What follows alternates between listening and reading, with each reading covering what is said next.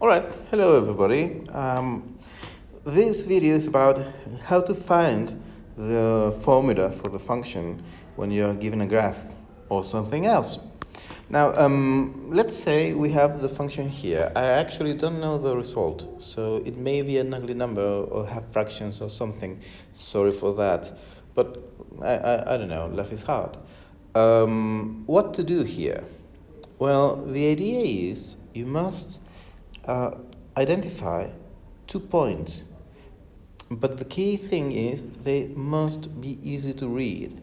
So in most problems you will either have a grid, like in this one, the gray lines there, or they are going to give you the points, all right?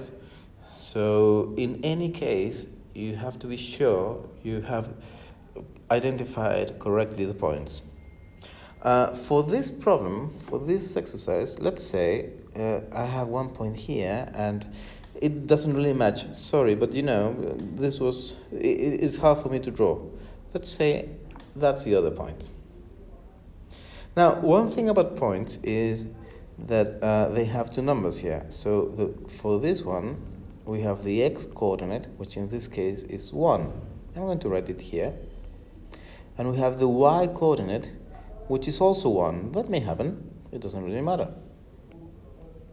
The other point, on the other hand, has an x-coordinate of 3 and the y-coordinate of 2. So we have 2 points, 1, 1 and 3, 2. We have to take 2 steps here to get the actual formula for the function. And the first step is to get the slope. Remember, a linear function looks like this: slope times x plus y-intercept, right? And it's easier if you get first the slope. So how do we do that? Well, the slope is always going to be the difference in heights divided by the difference in horizontal position. So I'm going to write the formula for the slope, but you have to keep in mind that this is always the difference in height divided by the difference in horizontal position.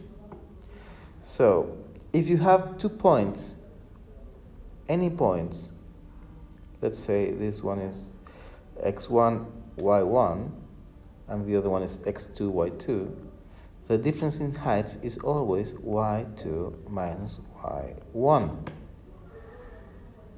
And the difference in horizontal position is always x2 minus x1. And you have to divide those 2 numbers after you actually calculated the differences. So in this case, the difference in heights is 2 minus 1.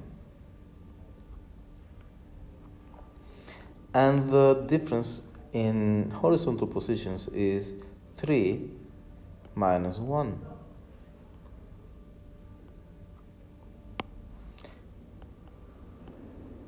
So we have to divide 2 minus 1, which is, I'm an idiot, but you know that already, sorry, 1, and 3 minus 1, which is 2. So for this function, the slope equals 1/2.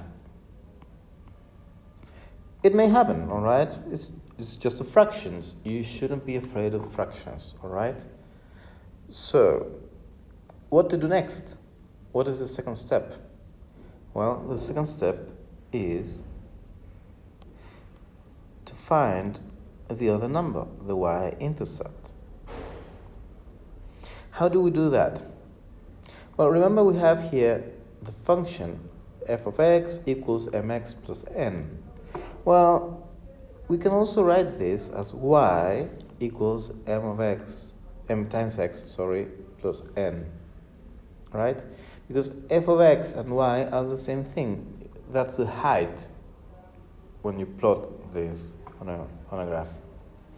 So what we can do here is we can take any of these 2 points. I'm going to take this one, but it doesn't really matter which one. And we can plug the x value and the y values here.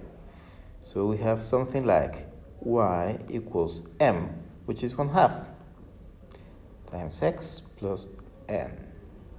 And I said I'm going to take the point 3, 2. The x coordinate equals 3. So this is going to be 1/2 times 3 plus n. And the y coordinate equals 2. So this is going to be equal to 2. Now, if you use your calculator, you can quickly find out that 1/2 times 3 equals 1.5.